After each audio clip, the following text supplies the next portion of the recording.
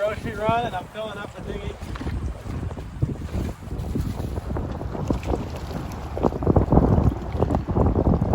Stuff I did underway is looking great, so I want to redo the these rails and little eyebrow bump rail things. So I'll start with the stripper. It's awesome how quick this stripping stuff works.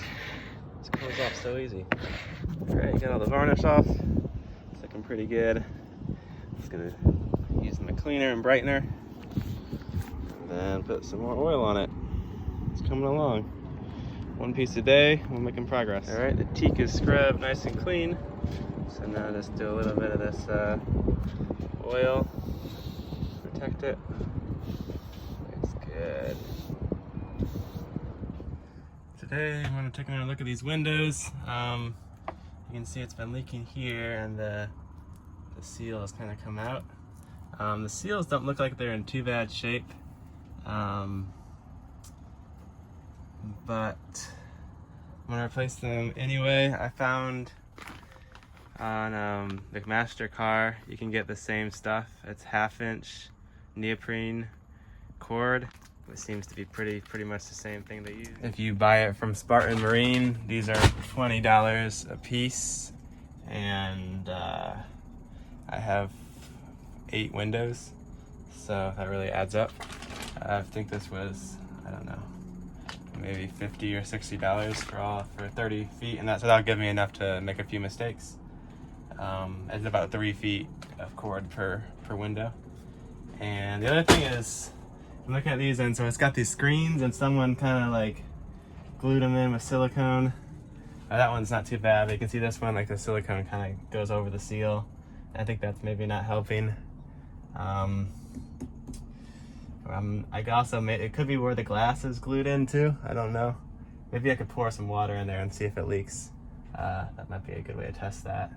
Just trying to get these a little more watertight. They're not horrible. The ones at the front are worse just because that's where like the waves hit the hardest, I think. But you know, every day kind of get a little bit more watertight. The biggest thing was sealing up this, and that seems to have worked. But now it's for tackling the little things. And the last thing I'll need to do is, like, the tow rail is leaking, so I think I'm gonna need to pull the whole tow rail off and like do a layer of glass over it, but that'll be a big project. So I found when you pull these off, okay, if you look at them, when I place it back on here, the same way I just took off, you can see it no longer fits. It's like it shrunk a good bit too. Like it shrunk maybe 1 inch.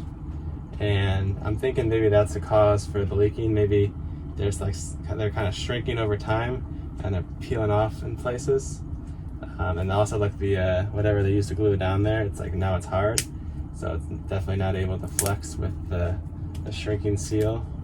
But that thing makes me think that maybe this will help. It also came with these spare gaskets. And you can see that they also they don't fit, they're too small. And these ones are even more too small. So I think maybe these are old replacements and they just shrink over time, I guess. I don't want to make them into loops until I'm ready to use them because it might shrink over time. And just checking to see, it looks like the replacement is pretty close to the original. It's a little bit firmer. I think that'll be fine. The size looks the same. Yeah, it looks like the same stuff. Let me cut this. Yeah, pretty much exactly the same stuff. And I read you're supposed to use this DevCon contact cement. So that's what I'm gonna try. Oh shoot, it's already opened up. So that's annoying. It's like it burst or something, I guess. I don't know. Well, it seems like good stuff. It definitely is strong and a little bit flexible. And that looks the same stuff they used before. All right, so let's cut this stuff out. Just using the old one as a reference. And I'll cut the new one a little bit longer.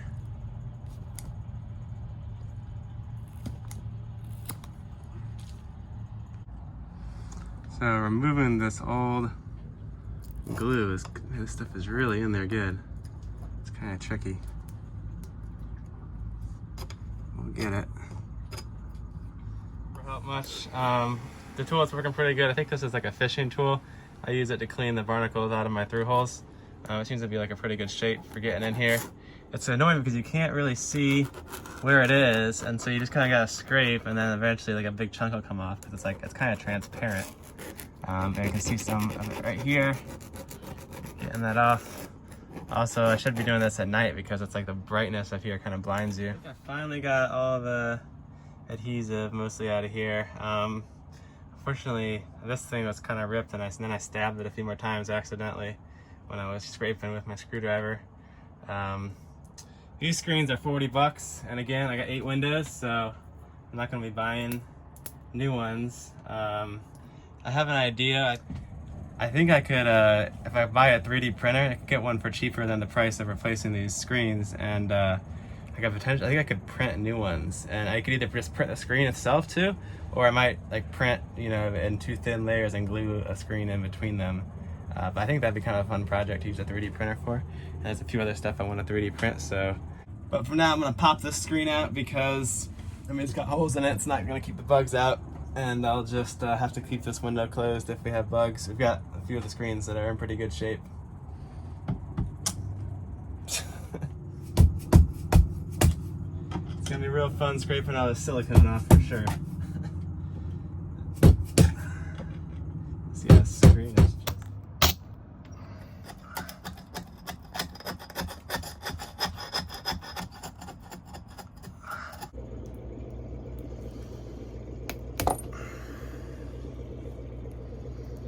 This stuff is the worst.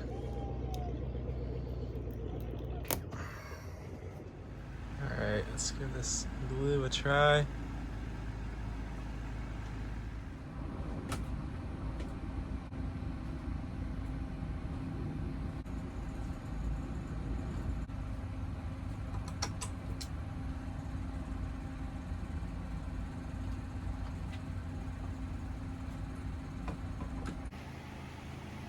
Alright, I got this nice and tight. And hopefully let that sit for 15 minutes, and then hopefully it'll stay in there. Keep everything good and dry. Okay, moment of truth. That looks really good, actually. That looks way better. It took like an hour to scrape off all the silicone and contact cement, but that feels like it's on there pretty good. The seal looks a lot better. So I got 1 down, 7 more to do. And these ones are pretty gross looking. I just pulled this seal out, and they really vary. Like this one is completely shot. It's like hard and cracked, and that thing's no good at all. No wonder that one's leaking. Some of them are pretty soft. Like this one's pretty soft. It's to do with the salt accumulation on the window. Anytime I want to close a port light, I need to take a cloth and wash all the salt off. I think that's affecting the seal, especially at sea. Whenever I open and close these, I'm going to make sure I wipe them off. I think that'll make a difference. If you decide to make your own seals, like me, from a continuous piece of neoprene, you'll have to make them into loops, right? So they'll fit on the windows. And I experimented with like cutting it, straight and then gluing it together and cutting it at really steep angles. And I found the best that I seemed to like was doing about a 45. And so using this contact cement seemed to work good enough. Just put it on one side.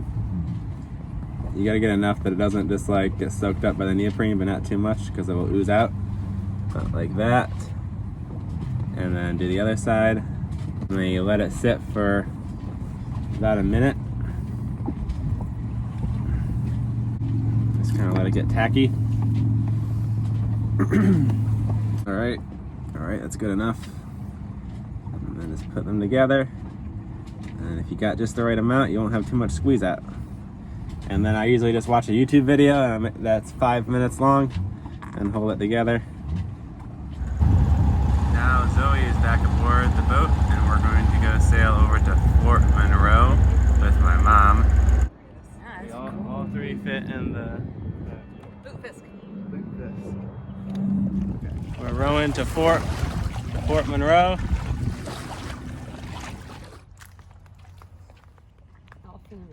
This is Fort Monroe, and this is a moat, and it goes all the way around.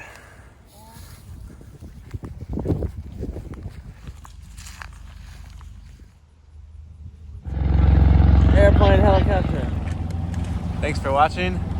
In the next video I'm going to post, we'll have me and Zoe sailing up towards Annapolis in the Chesapeake, and on the way we get in this kind of crazy lightning storm, and so that'll be kind of fun to watch. And then, well, currently as I'm editing this video, I'm on a passage to New York, and from there I'll go up to Boston and maybe stop in Rhode Island on the way, I'm not sure yet, and then up to Maine. So hope you enjoyed the video. See you guys next time.